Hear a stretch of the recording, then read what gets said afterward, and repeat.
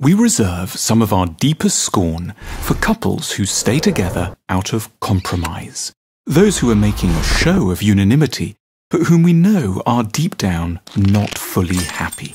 Maybe they're primarily together because of the children. Maybe they're sticking around because they're scared of being lonely. Or maybe they're just worried that anyone else they found wouldn't be much better. These seem like disgraceful motives to be with anyone. Disgraceful on account of a background belief that circulates powerfully through the collective modern psyche. The idea that anyone who puts their mind and will sufficiently to it doesn't have to compromise in love. That there are pain-free, profoundly fulfilling options available for all of us, and the only things that could stand in the way of discovering them would be laziness or cowardice, flaws of character that deserve no particular sympathy or forgiveness.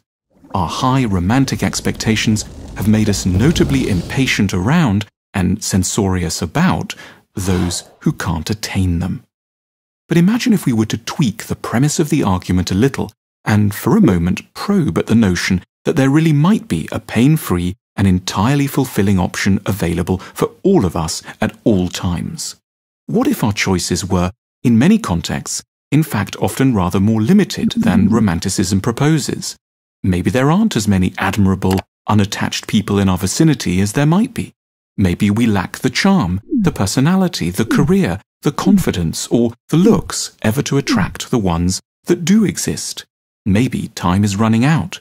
Or maybe our children really would take it extremely badly if we dynamited the family for the sake of better sex and greater cheer elsewhere.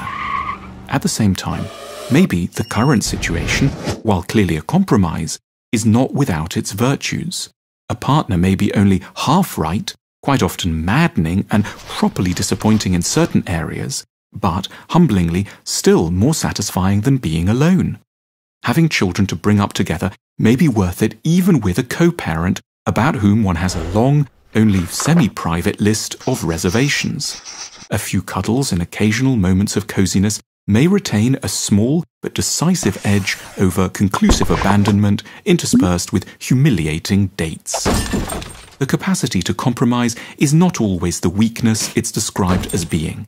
It can involve a mature, realistic admission that there may, in certain situations, simply be no ideal options. And conversely, an inability to compromise doesn't always have to be the courageous and visionary position it's held to be by our impatient and perfectionist ideology. It may just be a slightly rigid, proud, and cruel delusion. Mocking people who compromise is, of course, emotionally very handy. It localizes a problem that it's normal to want to disavow. It pins to a few scapegoat couples what we are all terrified about in our relationships, that a degree of sadness may just be an intrinsic and unavoidable part of them. Wiser societies would be careful never to stigmatize the act of compromise. It's painful enough to have to compromise. It's even more painful to have to hate oneself for having done so.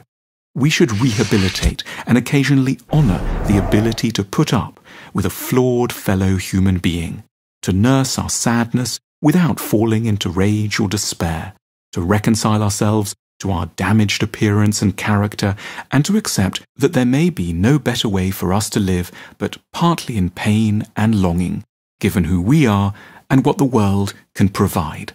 Couples who compromise may in reality not be the enemies of love. They may be at the vanguard of understanding what lasting relationships truly demand. Did you know that the School of Life is actually a place? 10 places, in fact, campuses all over the world, from Melbourne to London, Taipei to Istanbul, with classes and books and lots more.